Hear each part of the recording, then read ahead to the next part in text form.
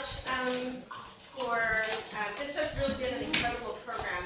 My name is Raquel Aldana, and I'm the Associate Dean for Faculty Scholarship at McGeorge.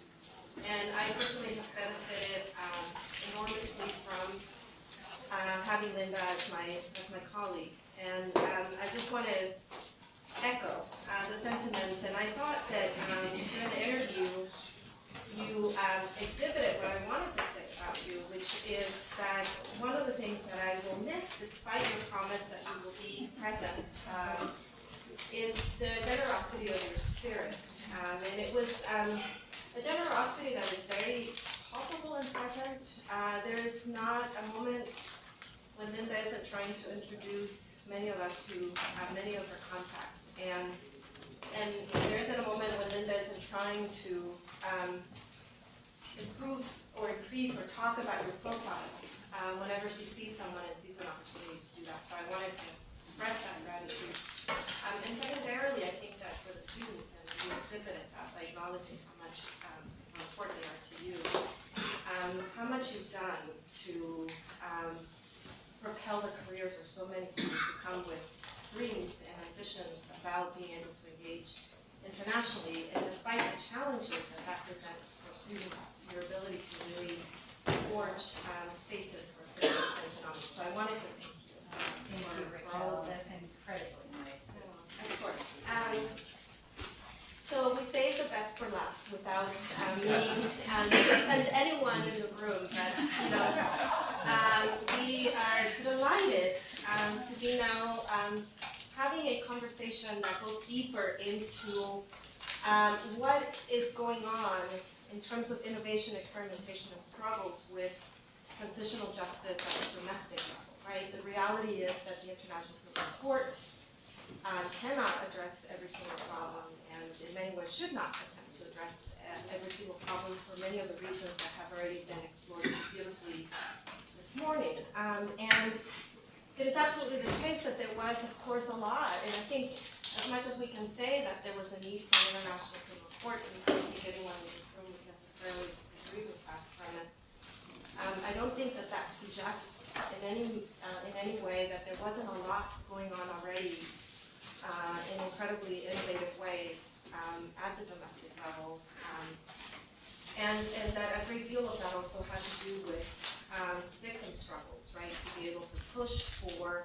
mechanisms of justice within their own jurisdictions. And so today we have a stellar group of three individuals who have been engaging in these topics, both in Africa and in Latin America, two regions that continue to innovate and struggle with transitional justice. Our first speaker will be Professor Linda Keller, who is from Thomas Jefferson. Professor Keller will be speaking to us today about the experience of Uganda, both in terms of the prosecutions by the ICC at the same time that Uganda was attempting to negotiate peace. She will tell us about the experiences in Uganda and speak specifically about a traditional justice mechanism known as Mako Ukut, and I hope I pronounced that correctly, and the relationship between traditional justice mechanisms and perhaps the Rome Statute, and also what the Rome Statute has anything to say about amnesties and peace. And so I will let you speak for 10 minutes, and then we'll ask a few questions, and then we'll introduce the rest of us. Great, thank you. And thank you again for inviting me today. I'm delighted to be here, to be part of the celebration of the work of Linda Carter, and to be a part of this panel. And a special thanks to those of you who actually hung around for the last panel, especially those students who I know were not used to getting up and being here at 8 a.m. this morning. As Raquel mentioned, I'd like to speak briefly about Uganda and the International Criminal Court. As many of you may know, Uganda was the first state to refer a situation to the ICC, and it also came to exemplify the peace versus justice debate. In a nutshell, the Ugandan conflict with the LRA, or Lord's Resistance Army, raised questions over whether there must be a choice between pursuing peace negotiations and pursuing a case at the ICC. So first, I'll very briefly lay out the ICC and the Ugandan conflict. I'll then discuss the peace versus justice debate in Uganda, which can also be recharacterized as a debate over what sort of justice. The Western retributive justice based on prosecution and incarceration, or traditional restorative justice based more on reintegration and reconciliation. I previously proposed in an article how I think we could harmonize these two types of justice in the context of ICC deferrals to state action, specifically to traditional justice mechanisms. And I'll try to summarize how that plays out in Uganda. And finally, I'll bring us up to date with what's happening with regard to prosecuting the LRA, both at the ICC and within Uganda. As I think everybody knows the basics with regard to the ICC. Just to reiterate the notion that this is a court that is supposed to supplement, not supplant, state prosecutions, whether we're talking about crimes of genocide, war crimes, crimes against humanity, or potentially in the future, aggression. So the court is only supposed to step in where a state is not acting or is not willing or able to do so. In the situation with Uganda, the government asked the ICC to investigate the LRA with regard to a long-standing conflict between the government and the LRA that had raged with varying intensity for years. Hundreds of thousands have been displaced and civilians targeted in raids both on their home villages and internally displaced persons camps. The LRA is led by Joseph Kony, who became world famous through the viral video Kony 2012. And the LRA has committed numerous atrocities, but it was well known, particularly in that video, focusing on night commuters, where children would leave their homes to seek safety in shelters for the night to avoid being kidnapped into the LRA and forced to become fighters or so-called wives. The prosecutor opened an investigation into the crimes of the LRA and, at least in theory, all parties to that conflict. And that step was credited by some with actually bringing the LRA to the negotiating table. The most serious recent peace negotiations took place in Juba from 2006 to 2008. Though various agreements were drafted, Kony refused to sign the final deal.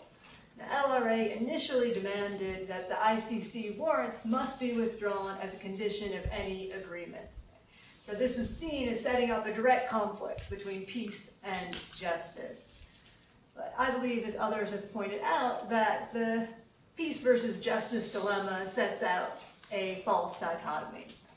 The trick is to figure out how to achieve both some measure of peace and some measure of justice. Assuming that Kony were genuinely willing to make peace, which is a rather large and admittedly dubious assumption, how could the ICC promote both peace and justice? Under the statute, there are ways in which the ICC could defer to state prosecution. So the ICC could potentially defer to Uganda if there were an agreement that Kony would be prosecuted at the state level, so long as the prosecution weren't a sham trial. But what if Kony were to hold out for something other than prosecution and punishment, like an alternative or traditional mechanism called matu oput?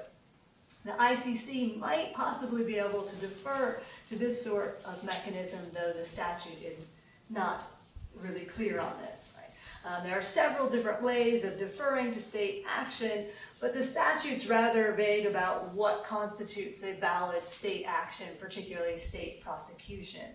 It becomes even more complicated when we start looking at it in terms of non-prosecutorial alternatives such as matu oput, or a combination of a traditional mechanism like that along with a truth commission or amnesty. It's really not clear how those provisions would be interpreted when we're starting to look at it in terms of non-prosecutorial alternatives like matu oput. Matu oput is a traditional reconciliation process of the Acholi tribe of northern Uganda. And Koli is a member of this tribe, as many of his fighters and his victims. Traditionally, the Matu Oput ceremony was used to resolve conflicts among clans. And it's sometimes known as drinking the bitter root because this ceremony involves members of those opposing clans drinking this bitter drink together. But Matu Oput is actually far more than that. It's actually a complex conflict resolution process that involves fact-finding, mediation, admission of guilt, and compensation. So it's aimed at reintegrating the offender into the community and not as much at punishing him. So the question would be, could this traditional process provide enough justice that the ICC should defer when necessary to achieve peace?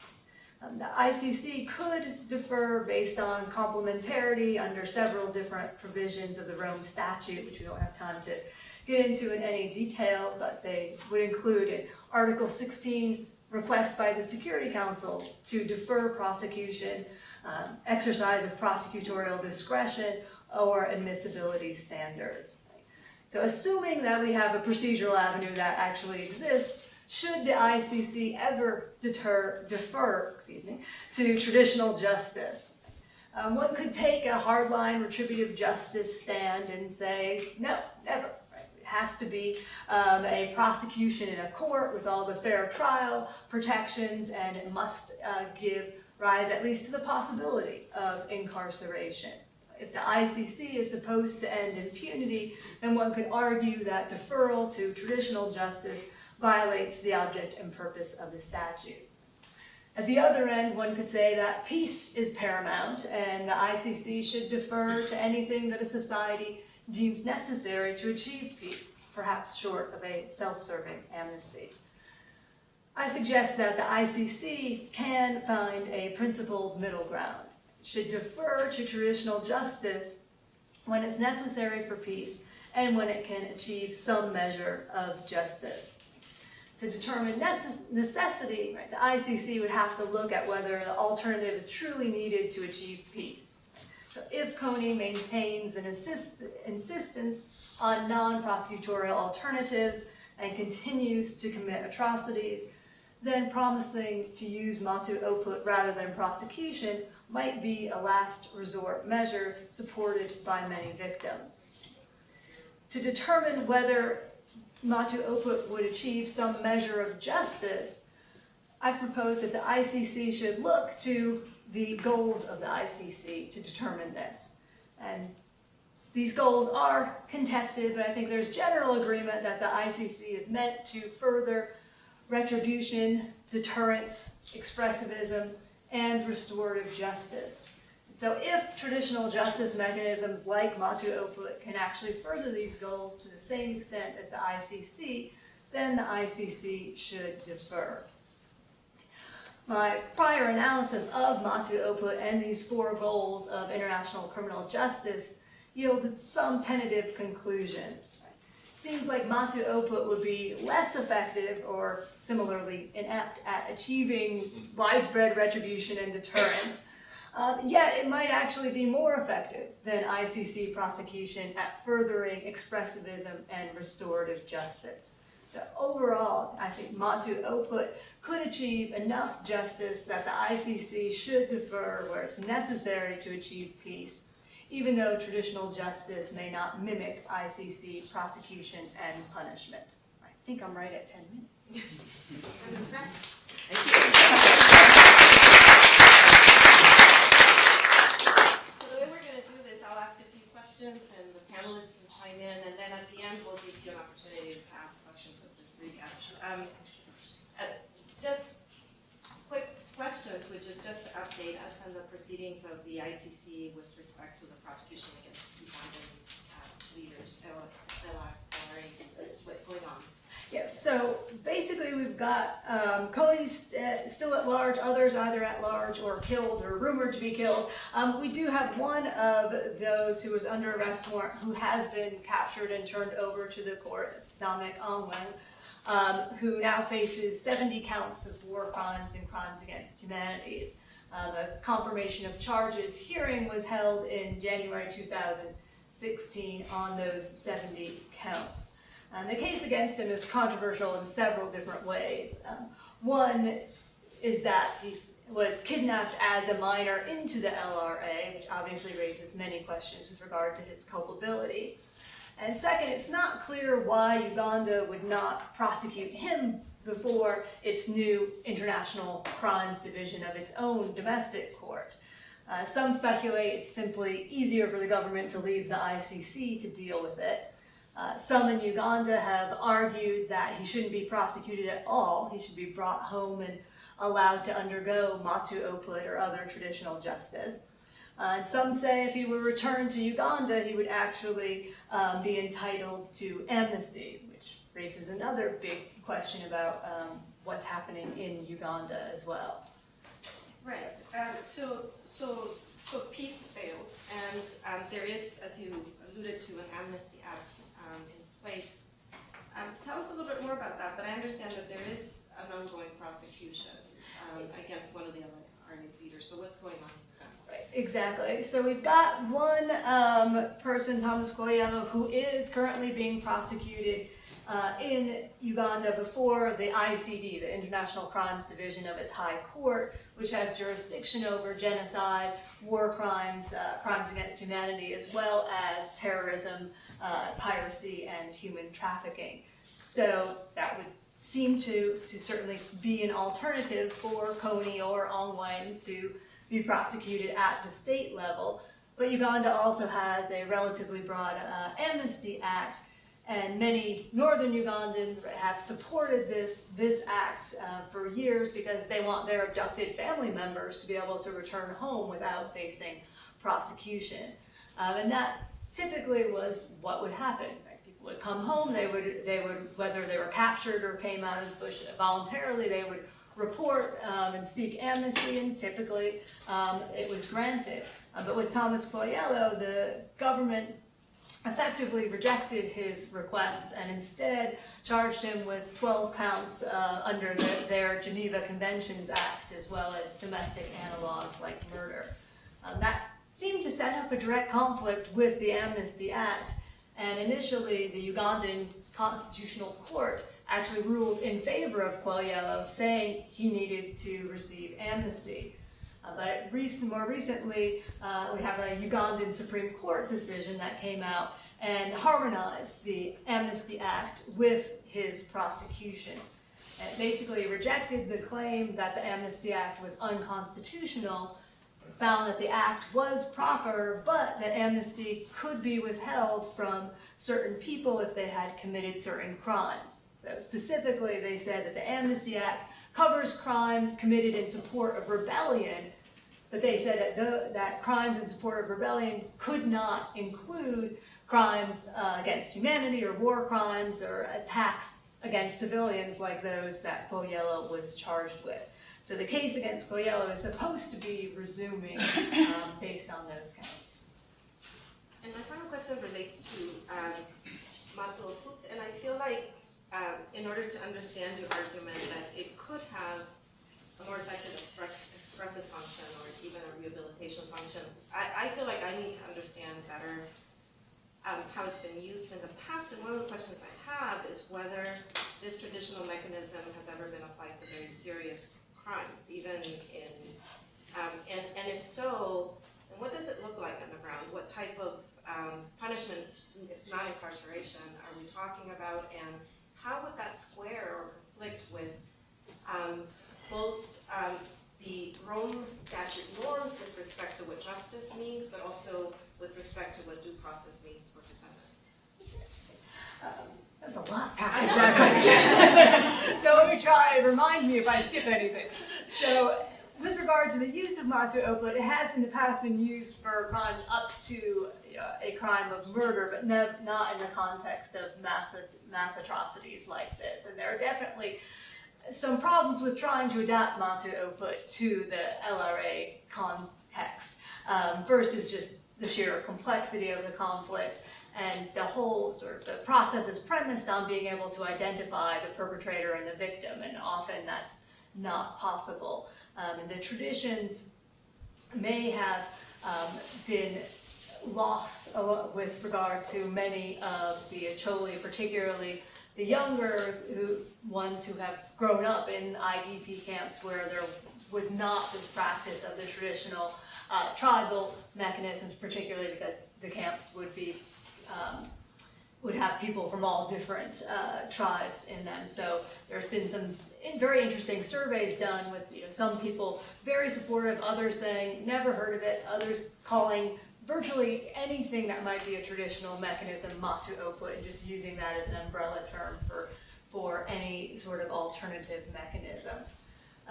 With regard to the sort of punishment that might be part of the process, the focus is definitely more on reintegration and reconciliation, but there is a distinct shaming component, which might go both to retribution and to expressivism, in that if Coney were actually to engage in this process, to admit guilt, to express remorse, that might actually further some of those goals of criminal justice more than if he were often in internationally approved air-conditioned prison with plenty of medical care and food and conditions far better than the victims that we're living in. We'll leave it at that, and we'll come back to that because I want to get to the other panelists. Of course.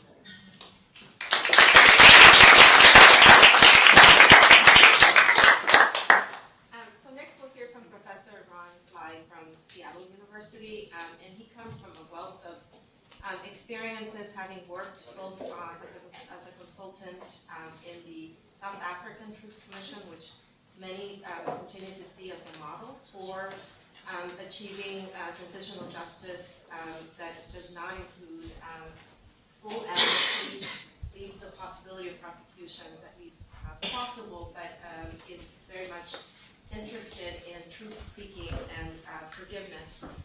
But he also participated in a very different model, which I know less about, so I'm really looking forward. He was appointed by Kofi Annan as a commissioner in the Kenyan Truth Commission process, and I think has some insights, of course, to offer with respect to your experiences in that process. So I'd love to hear your presentation tonight. Thank you, Raquel. Let me start by joining and piling on to say something nice about Linda. And I guess as I was thinking about what else I could say, there was a comment that a number of you made about how she went from this expert in domestic law to this expert in international law and made that transition. I first heard about Linda and got to know her work because, to me, she was an expert in international criminal law. I had no idea about the domestic side. So I sort of say that as a way to ratify what others have said, that she has made that transition and is viewed actually as much, if not more so, as an expert on the international stage than she is on the domestic stage. So it's a great honor to be here and to be here to celebrate your work, both what you've done so far and what we hope you will continue to do. Thank you, Ron. And I look forward to being a co-author with you. We said think I do. I love your textbooks. Yeah. So what I wanted to do was just talk a little bit about the relationship between truth commissions and international criminal justice. And I want to actually take up a little bit what I sort of heard as a gauntlet by Linda and some of her remarks about using the title of the conference. And so I want to use the concept of crossing borders to sort of organize or make observations about 2 points or 2 relationships between truth commissions and international criminal justice. And the 2 observations or models for that relationship is one, that a truth commission can complement international criminal justice, and that's not complementary, that's different, but it can actually be a complement to a more traditional retributive international criminal justice system. Secondly, whether truth commissions can or should be replacements to, which is much more controversial in the international criminal justice system. And I will talk a little bit about the ICC concept of complementarity in that context. And it sort of mirrors a little bit some of what Linda said with respect to Uganda in terms of that issue. So on the first, truth commissions as complementing international criminal justice, I think if we step back and think about what we are trying to achieve in coming out of these situations of mass atrocity, right? You can think about some of the purposes that Linda set forth for the ICC and other broader purposes. So there's certainly a truth function, certainly a justice or accountability, aside the French, function. There's reconciliation, national unity, sort of these broader purposes, as well as really trying to understand why these sorts of atrocities occurred, as well as what can be done to perhaps prevent them in the future. Now, international criminal justice, I think, does a good job with some of these things, but not a good job with all of them. One can certainly look at international criminal trials as contributing to truth. Certainly, we heavily think about it as contributing to accountability and justice. It also, I think, can, and in some cases does, contribute to reconciliation. But as you go down that list, it starts to become weaker and weaker in terms of what it can do. Normal criminal trials, I think, are quite bad at trying to understand why something happened. What are the institutional, systemic, other sorts of causes that led to this particular mass atrocity? So one of the things that I think truth commissions can do very well is really examining some of those systemic, institutional, organizational issues that gave rise to a series of mass atrocities. And the border that I see being crossed here a little bit is a disciplinary one. That is moving beyond law and a very law-oriented focus on how to deal with mass atrocities, to sort of reach out into other disciplines, whether it's economics, sociology, anthropology, or as I've talked with some of you, the arts, theater. One of the ideas for the Kenya Truth Commission, the Kenya Truth Justice and Reconciliation Commission, was set up really to try and look at those broader systemic issues and really ask the question, or try and answer the question, of how did merely a disputed presidential election almost evolve into a genocide? And Kofi Annan, when he sort of negotiated this peace agreement among the political factions in Kenya, got the parties to agree to a series of different reforms, including a commission that very much looked very specifically at individual accountability for the violence that came out of that election. And it's that commission, known as the Waki Commission, or CPED, which is the official name, that triggered the ICC's involvement.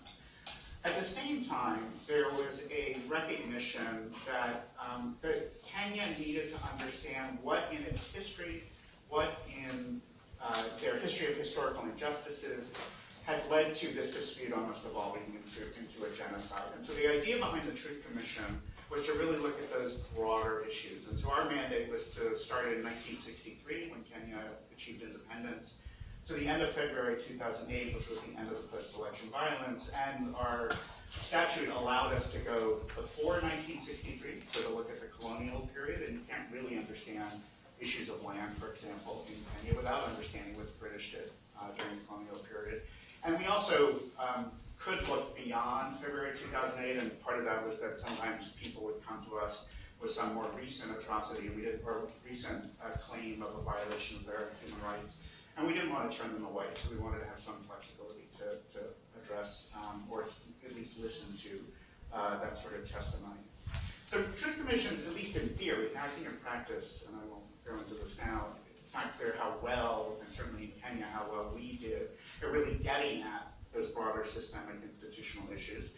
I think the other thing that truth commissions can do very well, and I think we did pretty well with this, is to provide a place for people, usually victims, survivors, but not always, to come forward and tell their truths. And we've heard some discussion this morning about how the role of victims before the ICC and other sort of criminal justice processes. And I think truth commissions, because you don't have the concern about incarcerating somebody if you find that they're responsible for atrocity, you can be a little more lax and weak on the sort of evidentiary testimony side and allow these stories to come forward. And I think truth commissions are actually very good at that, and anecdotally, victims and survivors said to us, and this is true of other truth commissions, how much value they place on that opportunity.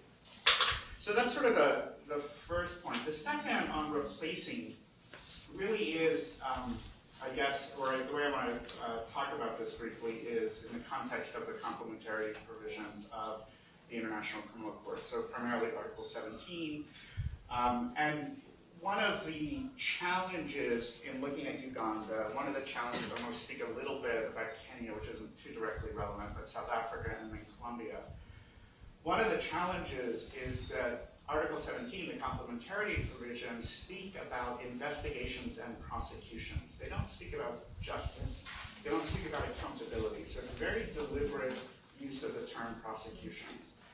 And I think that's a bit of a problem, because I think one can have accountability that, I guess it depends on how you define prosecutions, that maybe isn't a traditional criminal prosecution that might be robust enough to defer to, and that is obviously contested.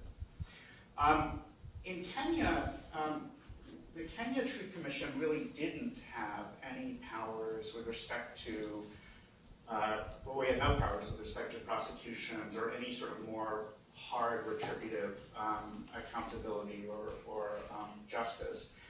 We did have the power to recommend that individuals be investigated, and if the evidence warranted, that those individuals be prosecuted. And we did. We had, I think, about 240 people that we recommended, including the chair of our own commission, which I'm happy to talk about later if people want to know how that came about. Kenya, we didn't have that sort of robust power that one is starting to see. One sees a little bit maybe in South Africa and certainly in Colombia. When the Kenya Truth Commission was first established in sort of July 2009 is when we were sworn in. The ICC had just been triggered into the Kenya situation, or the prosecutor actually requested, it hadn't been approved yet. And the government immediately started to push back against the ICC and said that they wanted to go the truth and reconciliation route, and that they were going to amend our statute to allow us to better address the post-election violence. And it was a little unclear what they meant by that, although we sort of heard they were going to maybe give us powers of prosecution or some criminal type, justice type powers. We very quickly issued a press release saying we didn't want that, and I can't remember exactly how we phrased it, but certainly there were many of us that said if the government did that, then some of us would leave. That's not what we signed up for. We didn't sign up to be part of the criminal justice process. We signed up to be part of this broader Truth Commission process, and the government dropped it. So there was a potential there, I think, for the Kenya government was starting to think about trying to create some lesser non-prosecutorial process that they could argue might meet the test of complementarity. That never happened, so we don't really know what would have, both what the Kenya government had in mind, and then whether it would have been sufficient with respect to complementarity. South Africa was sort of interesting. Of course, South Africa all this happened before the ICC, so this was sort of hypothetical, but South Africa had both a Truth Commission, and then in the Truth Commission they had this amnesty process. And the amnesty process in South Africa, I think, was really innovative and very interesting. It was an amnesty process that I think does provide some form of accountability. Now, there were a lot of problems with it, but it was not a normal blanket amnesty. The South African amnesty process was that if you wanted amnesty as an individual, you had to apply. So that means you had to self-identify yourself. So what does that mean? That means that you are now publicly stating that you believe or know that you have engaged in some act that is a criminal act that you could be prosecuted for, and now you want legal protection. So you have individual revelation of truth and individual acknowledgement of responsibility for certain things. Secondly, it was discretionary, so you had to go before a panel of committee members, so sort of judges of quasi-judicial process. And you had to, quote, make full disclosure about what you had done, which, of course, there were problems in terms of how good that disclosure was, and it was only, of course, as good as independent information that the Truth Commission was able to get to challenge somebody saying that I did A and B but not C, or that this person was involved but that person wasn't. And they had to show or argue that what they did was somehow, and it was more complicated than this, but politically motivated. And the point there, though, is that it was not an automatic grant of that legal protection. But again, there was this process by which they had to reveal more information about what they had done and why they had done it. And then lastly, in that process, most of the certainly if there was any violence against people, so there were about 2,000 amnesty applications out of 7,000 that fit this definition, that process had to be done in public. So there were public hearings and victims could be there. In some cases they weren't, and there were problems with identifying or notifying victims, but in many cases they were. And victims could question the people applying for amnesty, either themselves or through lawyers. And there was another problem about them having lawyers, some did, some didn't. But there were some very powerful moments that occurred where victims directly confronted, in one case, a torturer, somebody who had tortured them, and actually got the person to reenact the torture in front of this public hearing and in front of the TV cameras, which then was replayed on the nightly news that night in South Africa. So again, very interesting sort of participation by victims and involvement by victims. Lastly, I know I'm running out of time, Colombia, I think, so Raquel mentioned that South Africa is sort of viewed as this model, and I do think that South Africa, in some ways outside of South Africa, the South African Truth Commission is viewed as more successful than maybe it deserves. I think within South Africa, it's viewed maybe as less successful than it deserves. But it is true that it is viewed, and certainly was viewed in Kenya, as the model to follow, right, to try and replicate.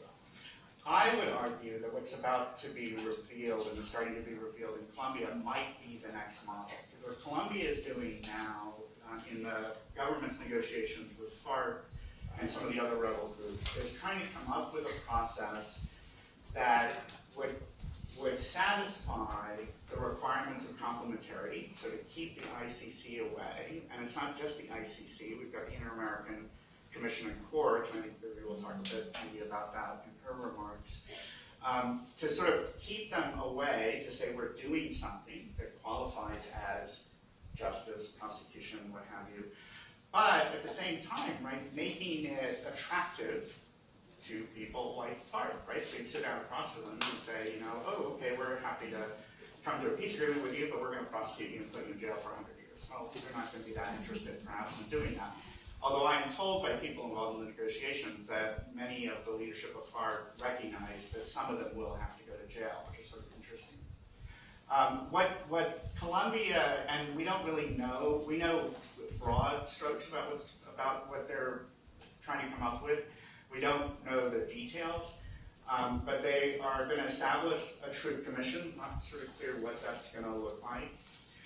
They're going to have some sort of amnesty process. It's a little clear. I think that's going to be somewhat cabined and will not apply to sort of the worst atrocities, which is at least where some, like including myself, would argue where international law is. Amnesty is maybe okay in some cases, but certainly not for the worst crimes and those most responsible for the worst crimes. And then they're going to have something that I think is sort of oddly and Orwellian in its name, called peace tribunals.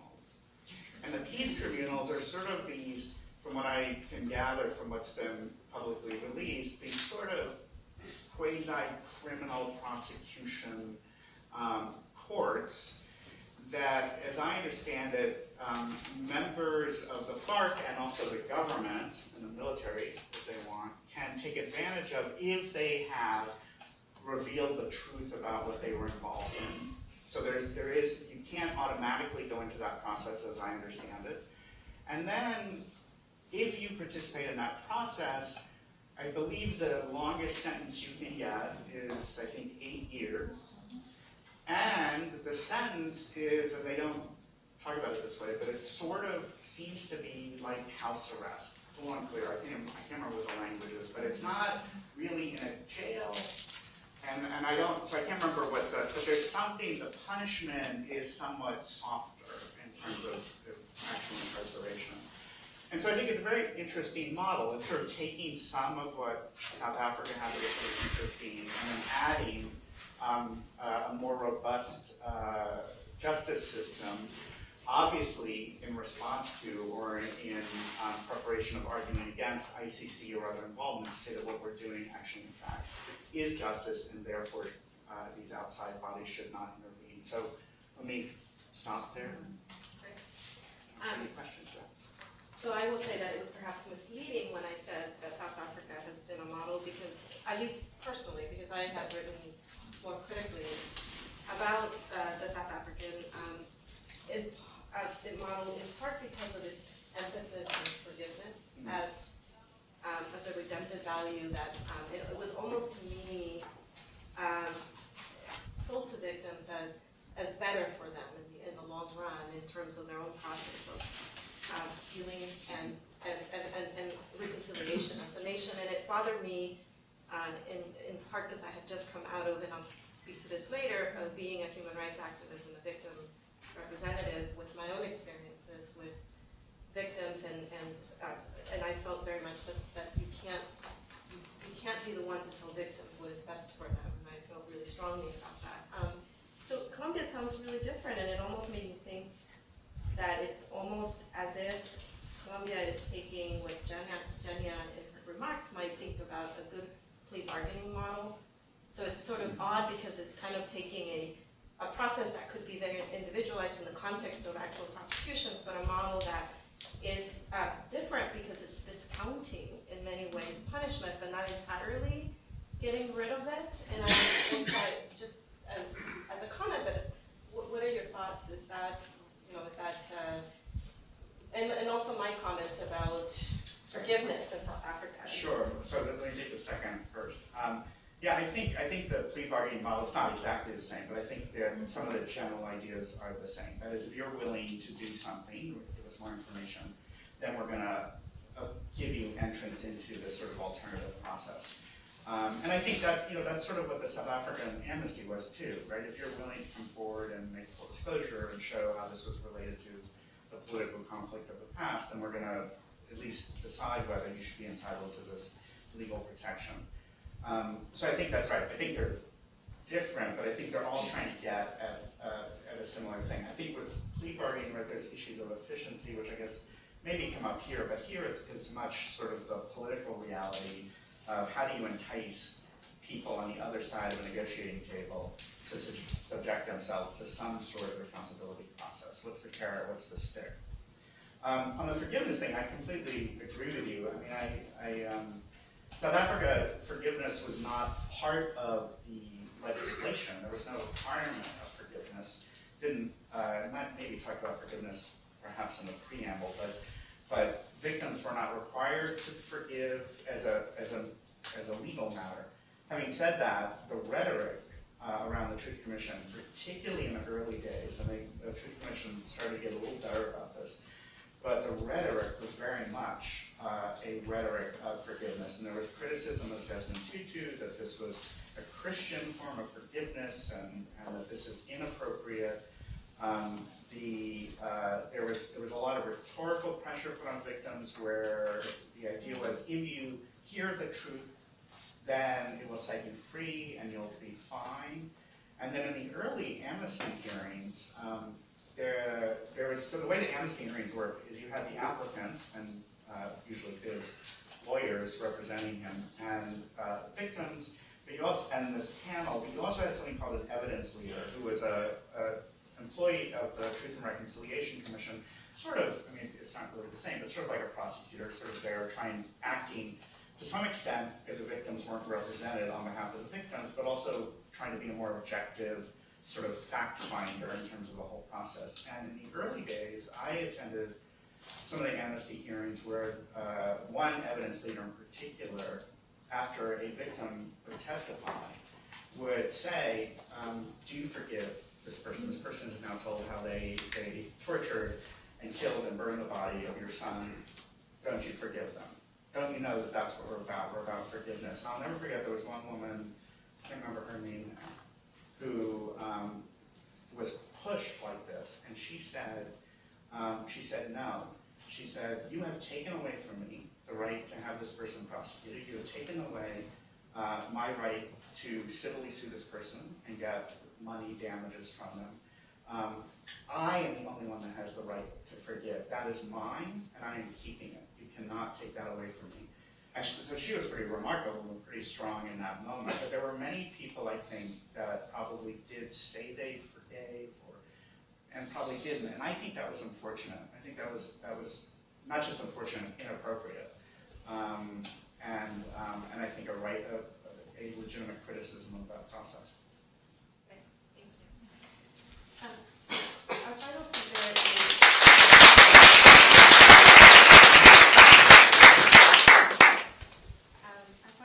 is Viviana Krsticevic, and I credit Viviana almost single-handedly for having transformed me as a lawyer. Viviana hired me as a very young lawyer. I had graduated from law school and had gone on to practice big law firm, and I was very unhappy. And my own story of migration from warring countries. So I migrated from El Salvador and Guatemala, but my parents were the byproduct of evangelical. Later on, having learned through having worked at Sahil, how much that was very much a political campaign to deny what was happening. So as I grew up in those nations, I knew there was conflict, I knew there was war. We left because of the war.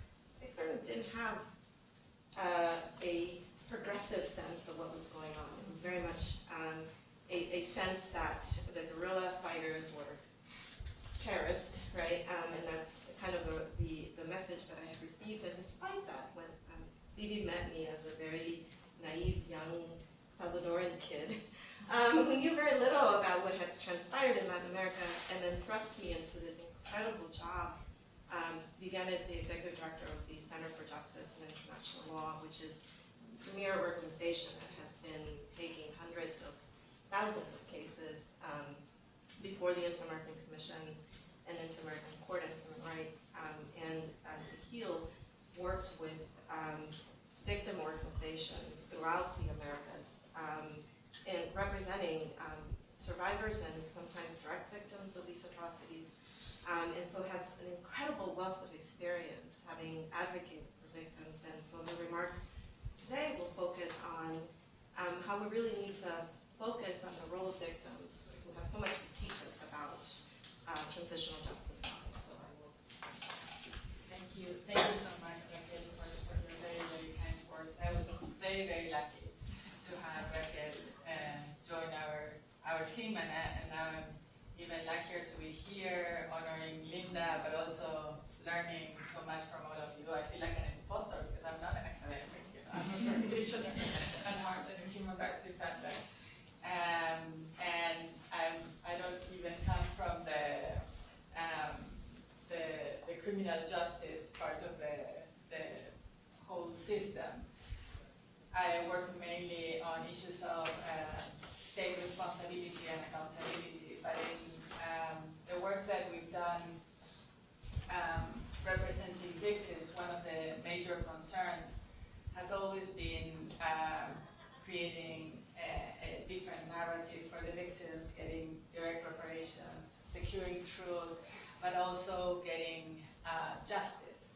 And so there have been lots of synergies in how I've seen this developing in different countries and regions in terms of these tensions between the efforts of the victims domestically, but also knocking doors at the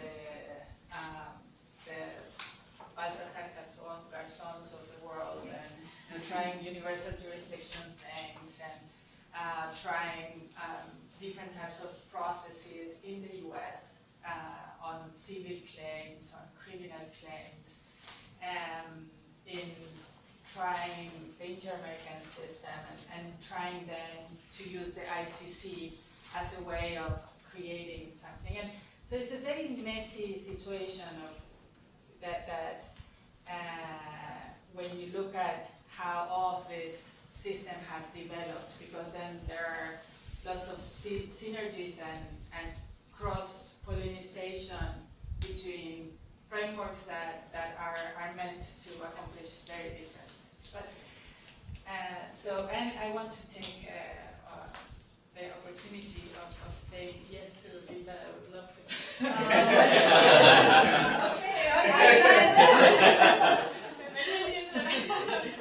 I would benefit from, I'm very glad about this opportunity.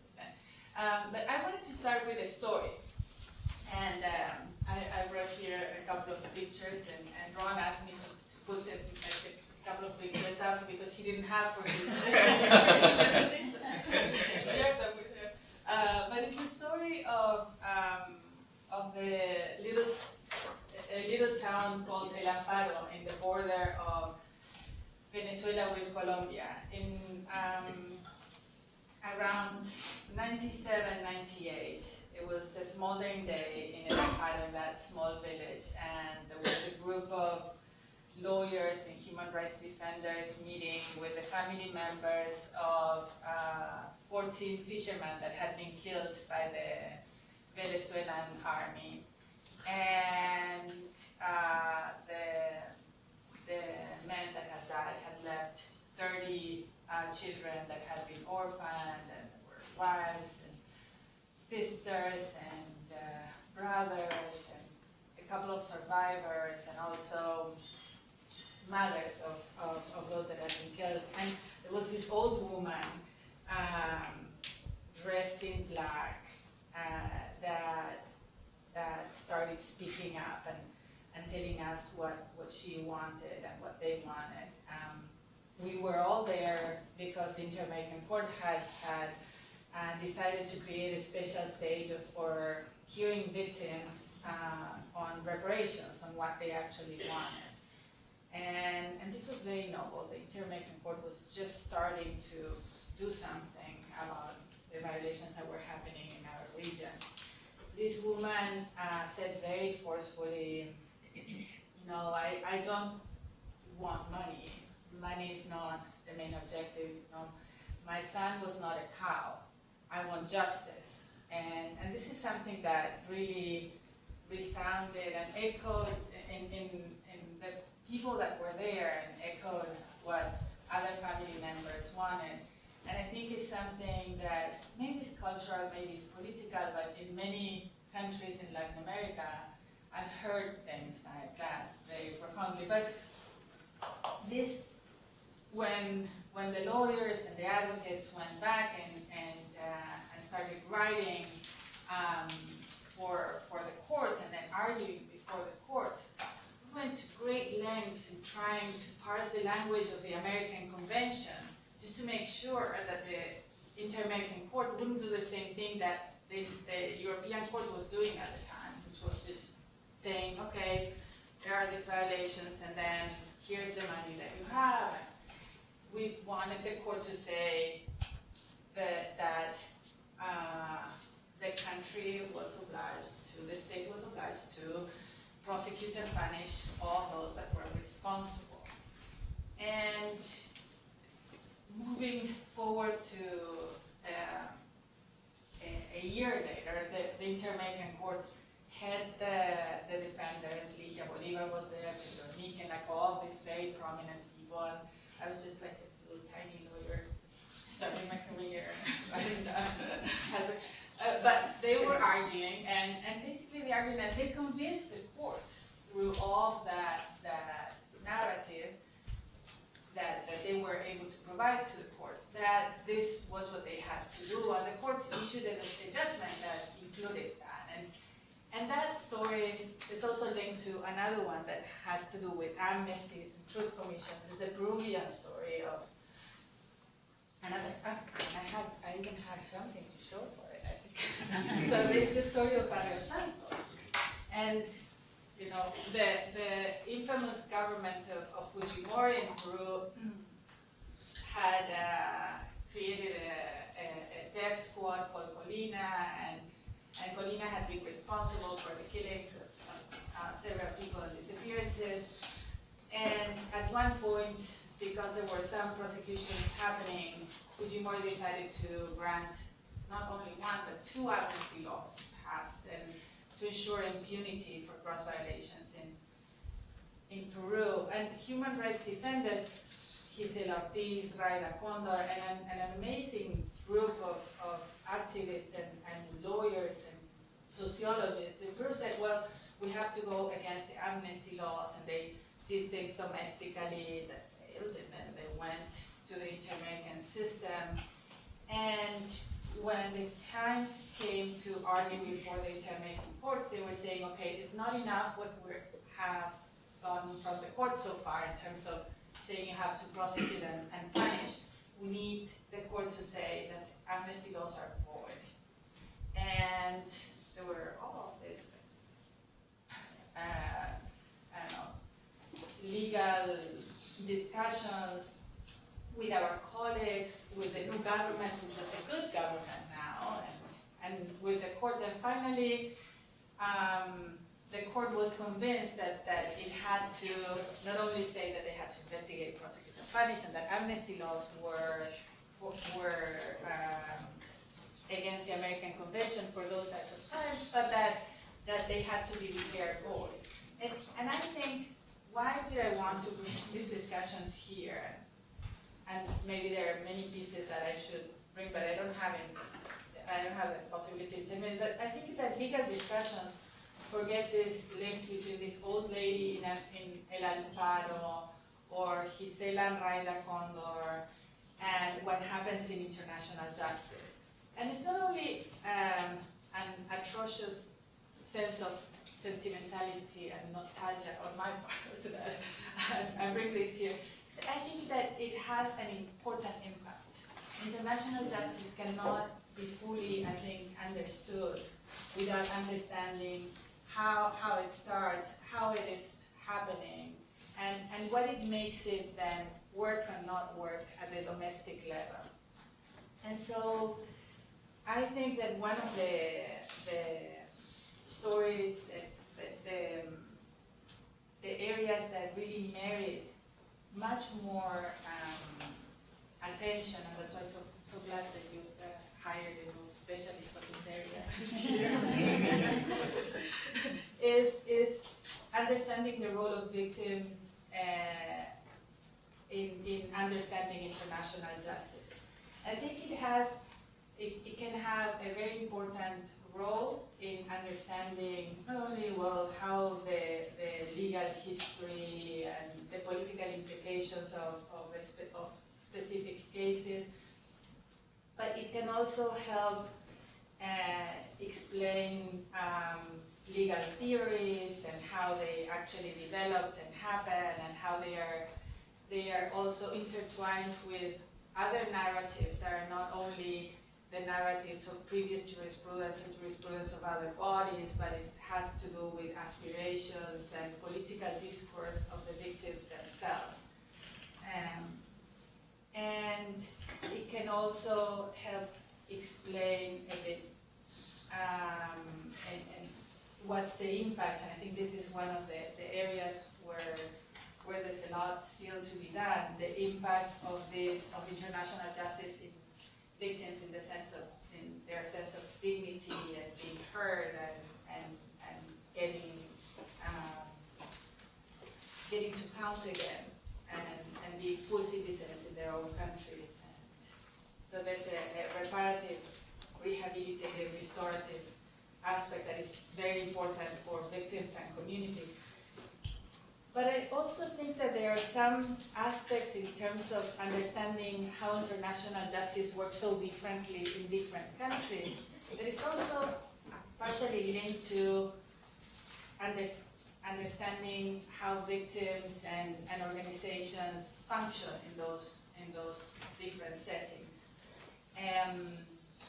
I think that victims can be and survivors and the human rights community and others can be intermediaries between those discourses and processes internationally and a different range of actors locally. And they can also help change some of the reception conditions for the decisions of international tribunals, and they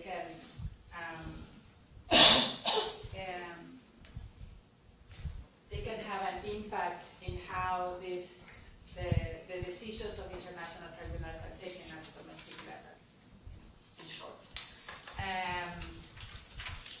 But I also think that understanding better why and how this can be important can also have policy implications for the procedural developments of criminal law internationally and nationally, and for theories of reparations, taking up on something that Charles said.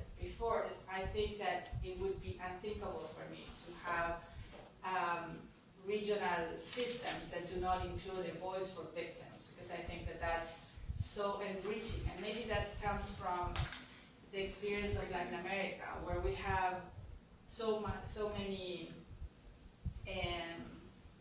such a very interesting and rich legal infrastructure that ends in impunity. And I hope that I have a chance to talk about Colombia at one point, because that's one prime example of that.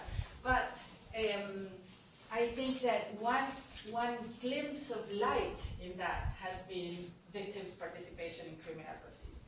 They have kept some proceedings fair in Guatemala, in Argentina, in Peru. And I think that story and those lessons can also be applied sometimes to international processes. So that's my invitation, that we keep on thinking about it. And I'm looking forward to the possibility of, right?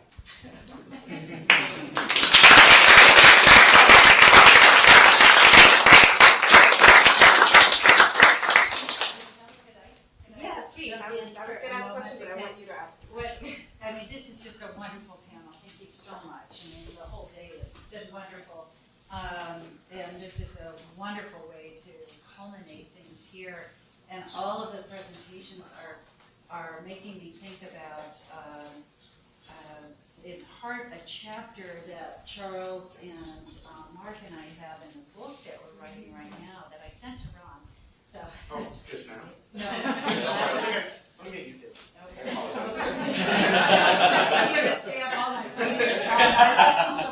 No, but so Ron said something about crossing the border of law, and I realized that that's a very nice way of putting. I think in part what we're recommending, we're looking at the International Criminal Tribunals and International Criminal Court, and in part it's wrestling with the issue of can they consider something like mata output? Can they consider a truth commission, and legally within their framework? But then there's the issue of should they? And so what we ended up recommending in the book, we're making recommendations for the ICC. We recommend convening an expert panel because we realized you have to have so many different voices being heard on this, and certainly the victims are a huge part of that. But they're and different places are going to, different regions of the world are going to react differently. We think that the Rome Statute needs to be amended. It's just too difficult a fit if you want to have access to a truth commission or some traditional mediation practice. And we also think that if you're going to, it's got to be very limited. There have to be restrictions on it. And I think, the point about victims' voices is just huge. So thank you. I mean, it's, you made me think more about that chapter. I didn't really have a question. Yes. All of these presentations were fascinating. My question is for Linda. I was very interested to hear about Mata Output and look forward to reading more about it. But it reminded me of a really great article by an anthropologist who was doing a lot of work for the World Bank in the early 2000s, and in particular looking at, in the context of the United Nations, sort of transitional administrations, what kind of justice codes were appropriate in different contexts. And she, in writing about East Timor, wrote about the challenge of applying sort of traditional Timorese justice frameworks, which were built to a far greater extent on a restorative model in the UN system, in view of sort of the need to ensure that there were some consistency with respect to human rights principles. And the example that she gave in that context was that the remedy in circumstances where a woman had been raped was that the woman was entitled to be married by her rapist. And of course it raised all these questions about translating traditional justice into non-traditional contexts, not to mention, of course, the coercive dimensions of some of these practices, which some of the other panelists touched on as well.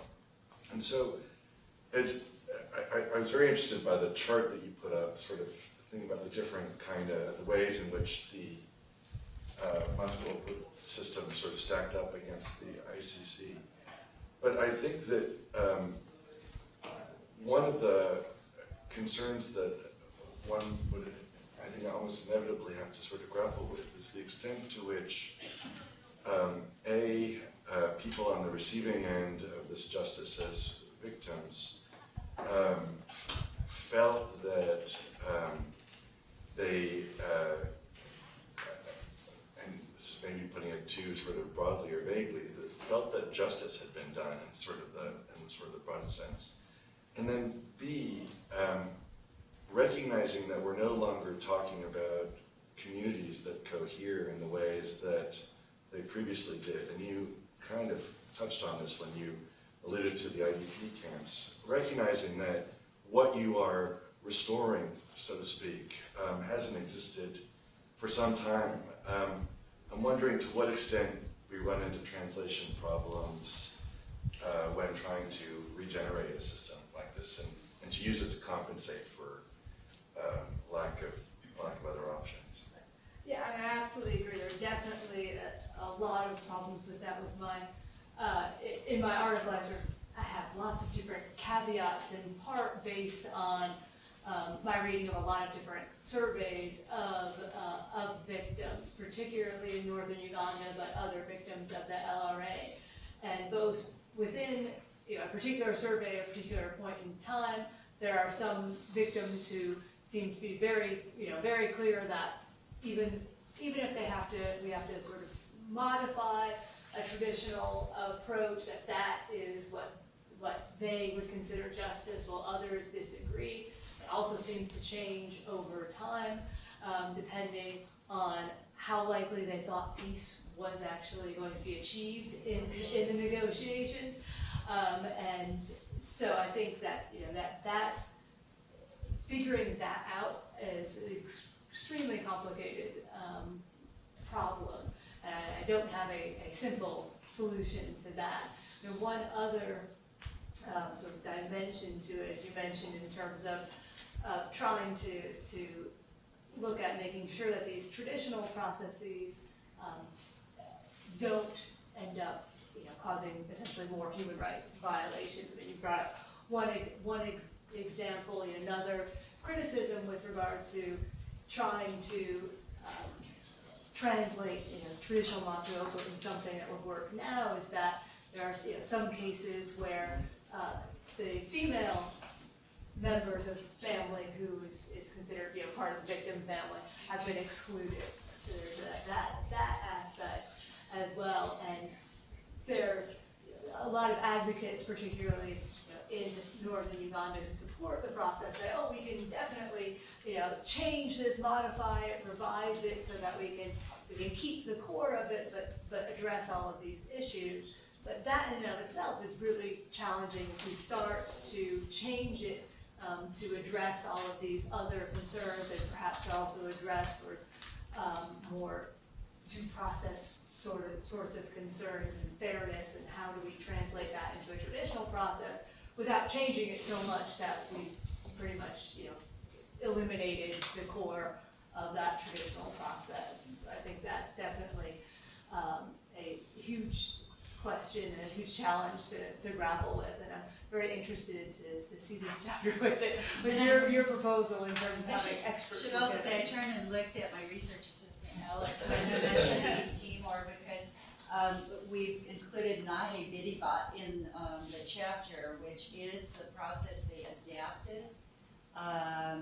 But what's fascinating about it is they are skimming off. People have to come forward and indicate what they've done, South Africa style, but if what they're admitting is an atrocity crime, they're sent off for prosecution. And so they have to take that risk it's fascinating, you know, to read, but it's definitely an adapted process because there was no prosecution involved historically. So it's fascinating to see this adaptation. I should open it up for questions. Thank you so much. Just a couple of quick questions. I was actually firstly going to piggyback off of Omar a little bit in terms of I'm a general believer that we need to have more solutions on the table when you think about atrocity situations than just a criminal law tool, or at least the heavy retributive model, because that's essentially what we're seeing. We have problems with enhanced implementation, so courts and things can only do so much. And of course, as part of justifying that system, we've created so many expectations and basically promised what criminal courts can't deliver, where we've had the longest experience with criminal courts at a national level. We've heard a lot about problems with plea bargaining. Or if you think about a broken criminal justice system, think of it in America, Americans would like to think of it that way, but this is pretty broken, right? I mean, famously, one of the judges on the court said it's a system of pleas, not a system of trials anymore, right? So essentially raising a big question. So for us in international, where we're moving towards that, kind of tells me, well, maybe you should be a little bit more modest, take some lessons, and kind of try to come back to earth a little bit and do better, and not take other things off the table. So I like the alternative, sort of more thinking of how the court could be more open, especially the ICC, to other possibilities, which I think they've, at the prosecutor's office, I think they've taken a hard line against, basically, right? Saying, go to the Security Council, we're not, when you think about the Juba peace talks, we're not politicians, that's policy problems, we prosecute based on the evidence. Well, okay, that's fine, but you know that there are limits to that, and of course it's not probably their job to accept that, but there's an issue there. So I like the broad, leaving it all options open. My difficulty is that in some of these contexts, the traditional justice is already lopsided in terms of consistency with human rights. So when I think about Matthew Opal, I think about Gacaca. Who haven't mentioned Gacaca at all, but this is probably the biggest experiment with this in this contemporary context. And we know all kinds of criticisms that came out of Gacaca, including, interestingly, Ron, the pressure on people in the community in terms of this. Well, Linda, you're in one, maybe you could tell us a little bit about that. So in a sense, I'm wondering a little bit, to what extent should we now, in a post-ICC world, where we want to move the ball forward in terms of the norms, want to be open to the bigger policy options without reproducing lopsided systems that could well at the level of the victim. I've heard a lot of Catholics say, I want justice, and they meant justice as in the person's going to jail, nothing else. So maybe I just leave it at that, because I'm going too long here. Just that's the first question. I think that there's a problem with non-repetition, and it always gives me like a bitter aftertaste, the whole thing of international criminal justice, because the limitation is always, okay, there's a huge problem, and then you prosecute one person. And this, in terms of the structural reparations, but then how do you achieve some of the more structural problems, the structural reparations that are revealed in the prosecution of that individual? And there's a limit to what you can do in a judgment, in a criminal judgment, international, of a criminal court. That's what I think is the beauty, I have to say, of the state responsibility, because it has allowed us to push for criminalization and prosecution of so many, but also to address some parts of what needs to change more structurally in the whole state system in order to better respond to situations of vulnerability, of patterns of violations. And so the question to me would be like, are there things that could be, that should be different, or that could be thought differently in this international criminal justice system, learning from the shortcomings that it has at looking at this more structural problems, or we just have to just forget about it and think of the complementarity of the different systems, and that will be one part of the solution, and that there will be, I don't know, UNDP that will do something. Or I think Manfred Novak had this idea, I think it's a crazy idea that hasn't really moved forward yet, but it's very interesting. It's about having a world court, he said, and he has this idea of a world court including state responsibility but also corporate responsibility. I don't know, maybe there are other things that are a little bit ambitious. I mean, I think there's a real interesting opportunity for the ICC to facilitate what I think is already going on, which is a global conversation about what justice is. And I think there's a lot of traps here. One trap is, retributive justice prosecution is bad. These local indigenous things are good, right? Well, it's neither of those, right? There's prosecution sometimes is appropriate and good, but we need to figure out how to make it better. I mean, the earlier panel about comparing Chile to the U.S. or Italy to the U.S., right? There's things we can learn from different legal systems to make our domestic legal system much better. And then with the traditional practices, I think there's the issues with respect to women, children, a whole bunch of issues embedded that are problematic, that are embedded in some of those processes. And frankly, my understanding, you may know this better, is that some of the modern manifestations of these processes are, even aside even those things, those concerns, don't look at all like what those processes looked like 100 years ago. So if you took somebody from Rwanda 100 years ago and plopped them into a gacaca process today, it wouldn't look familiar to them. So these things always change. And the question then is, how do they change and how should we change them? And I think, the ICC could play an interesting role in really facilitating that conversation about what is justice, what is it that we should defer to. And I think the statute hamstrings them a little bit because it does use the word prosecution, which already limits you a bit in terms of what they can do. And then I think, the first point that I was trying to make is outside of that, justice system is looking at a broader idea of justice, sort of the systemic things, the sort of organizational things, the structural things, giving voice to people, which I would not argue that the ICC should defer to a truth commission, at least as I understand truth commissions. I think the ICC maybe should defer to these alternative justice processes, depending on what they look like. And I might include even something like the South African amnesty process, but certainly what Colombia seems to be developing, and maybe some other variations of some of these domestic processes. But I see those as very different questions. They're important developments, but I think they're very different in what they're trying to do. I want Vivi to respond to the Colombia question, because you said you want to come back to it, so I want to hear what you have to say.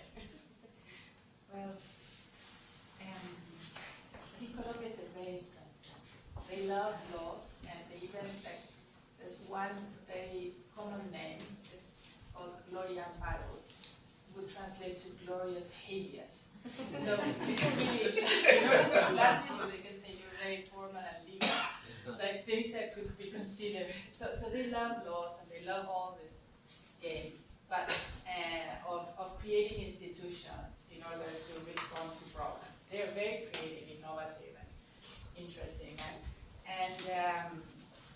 And I think that one of the big challenges in Colombia is that there are, as in many other countries and situations, peace negotiations, there are tensions of people that have different interests at heart. And so what is going to happen with a very imperfect process so far is still to be determined.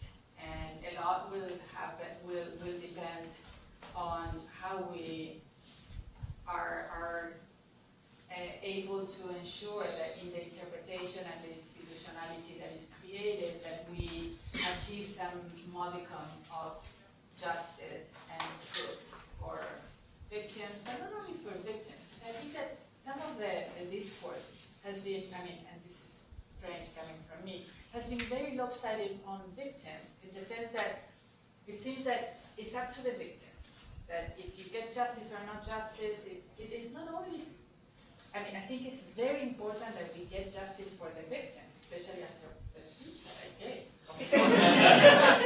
I also think that they are putting a lot of weight on you have to forgive and you are the obstacle to peace, and there's a function of justice, and I think probably Judge Bokar and many others here that have participated in justice processes can identify better, which has to do with dismantling of structures, with a societal benefit that goes beyond retribution to the and being fair to the specific victim, where there can be a function of changing the way in which the power game happens and in a specific society. I think that is still to be seen in Colombia, and it's still to be seen in the way in which the text of the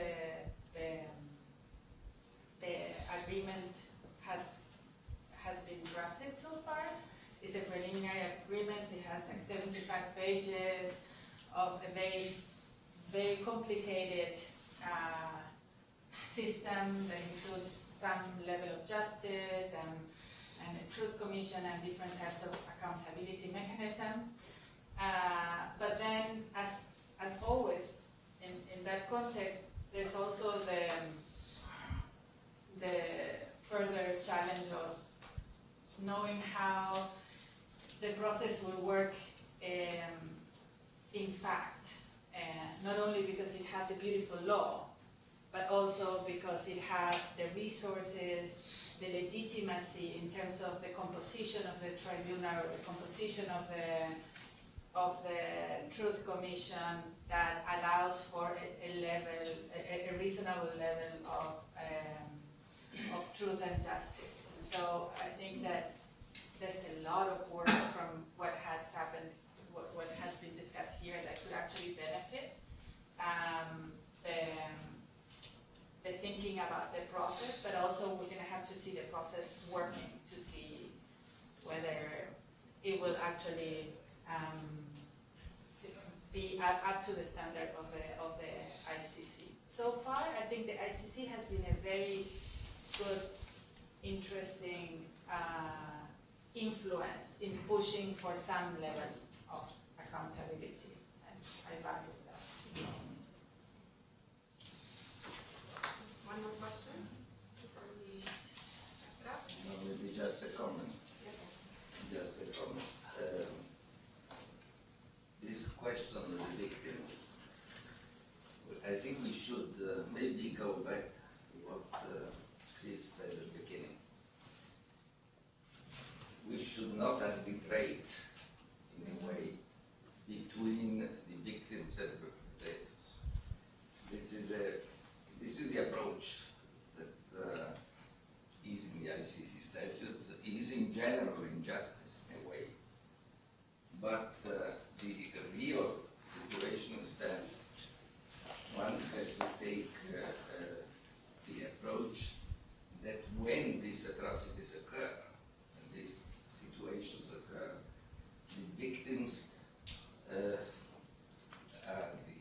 primary victims are those affected, of course, but the victims is the whole humanity. That's the point. I mean, so what has to be done is clearly taking into account of the primary victims. This is not, but the feeling is that you have to find solutions that cover entirely the situation and rebuild a society which cannot be built by criminal justice. Criminal justice can never rebuild a society. Can set aside persons that are negative for the society, but for the life of the society, but it's not enough. So you may have other structures, whether how much you put the structure in relations with the criminal justice is one issue, of course, and it is an issue with the ICC, inevitably. But there are problems how much this is part of the complementarity, not the complementarity. That's a technical problem. But the fact is that you need a number of measures according to certain parameters. And at the end, the parameters are the human rights parameters. Cannot be different. So I don't have solutions clearly, but it's clear that the international community has to find ways to make more than making justice, to make the society just. this is more the meaning of justice, in my view. Each can contribute with different, and it's a problem of rationalizing the system. That's true, but one has to bear in mind that the violations affect everybody in a way. Should affect everybody, which is not a thing we make. There are the victims here, the victims there, but a human rights approach brings to well, it's not for me to conclude, but it's we started from this point. I mean, we rightly started this morning. So. I think so. I mean, it certainly seems to me, just internally, that we each, whatever our expertise or role or job, but whatever it is about us, we have an obligation not only to justice, sort of in the abstract, but even to our own well-being and wholeness, to use that, to connect. And that means, to me, you have to connect victims and perpetrators, right? I mean, they're connected because they did it. The perpetrators did it to the victims. They're part of each other in that awful way. And who knows how best to do it, but we certainly have an obligation to use our own discipline and expertise to try to get there and to try to coordinate because we're in it together. Yeah, just to pick up on those two last comments, I do think that there is a tendency, and I think some of the people in the morning, maybe Chris and Foster referred to this, where we almost try and put too much on a criminal trial process, so it raises expectations unnecessarily. And I think there's maybe a need for some more humility in terms of what criminal justice and maybe law more generally can and cannot do. And I think, Kenya, I remember I was in Kenya from 2009 to 2012, and when the ICC started to get involved, there was all this excitement that the ICC was going, impunity was now over. They were going to prosecute everybody who was responsible, and victims were going to get reparations, and it was just, everything was going to be perfect. And even by its own terms, the ICC is not supposed to do that, right? So right there, that's a problem. And then, of course, the ICC cases in Kenya have pretty much fallen apart.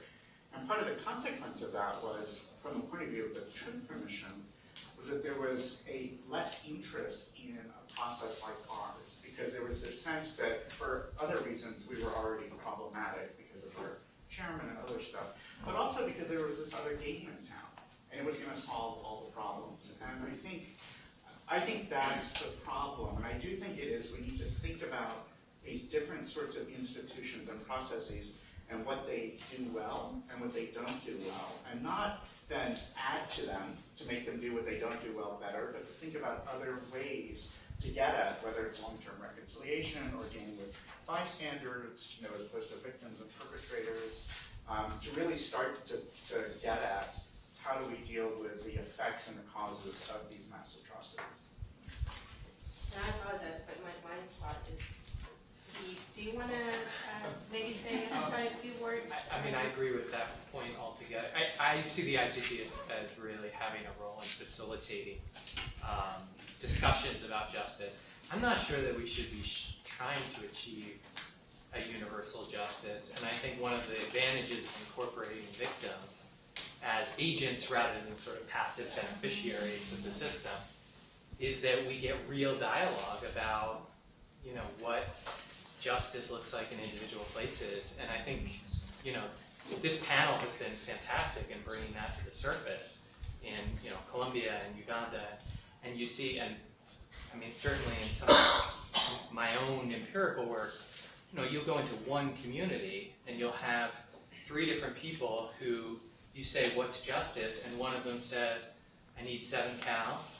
The other one says, I need to eat the flesh of the perpetrator. And the third one says, I just want an opportunity to tell my story. And I want them to apologize. And you have these really dramatically different visions what justice is. And it seems like the courts are a great way to sort of try to corral those different conceptions of justice to the best of our ability. And that's why I think victim participation is so essential for this process. And I think the message about being humble is, I don't know, that's, I think of the ICC as the absolute worst victim participation program, except for everything else, right?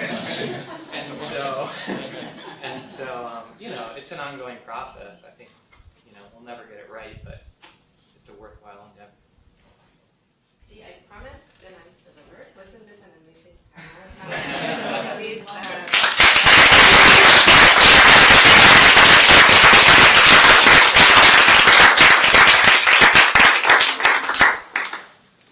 we've had such a rich and textured discussion all day, and I'm sure you agree with me that we've learned a tremendous deal from our terrific panelists throughout the day, and it's ultimately thanks to Linda for this happy state of affairs.